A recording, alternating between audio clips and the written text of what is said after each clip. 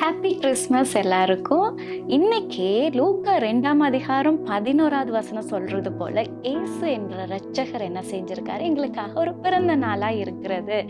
எதுக்கு கிறிஸ்து என்ற இரட்சகர் பிறந்தார் அப்படின்னா, இருள்ல இருக்கிற எங்களை எப்படியாவது மீட்டு கொள்ளணும், வெளிச்சத்தை காணணுங்கிறதுக்காக கிறிஸ்து பிறந்தாரு. எப்படி எங்க வாழ்க்கையில இருள் வருது அப்படின்னு பார்த்தோம் அப்படின்னா, நாங்கள் பாவத்துக்கு இடம் கொடுக்கிற நேரம் இருள் நம்மளை சூழ்ந்து கொள்ளுது. அப்புறம் சாத்தானுக்கு இடம் கொடுக்கிற நேரம் இருள் நம்ம வாழ்க்கையில சூழ்ந்து கொள்ளுது.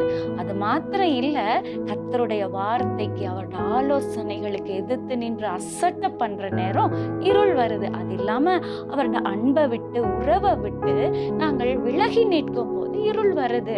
அதனால இது எல்லாத்தையும் நாங்க சரி பண்ணிக்கிட்டோம் அப்படின்னா, கிறிஸ்து எதற்காக பிறந்தாரோ அந்த சந்தோஷ சமாதானம் இன்னைக்கு நம்ம வாழ்க்கையில வரும். God bless you.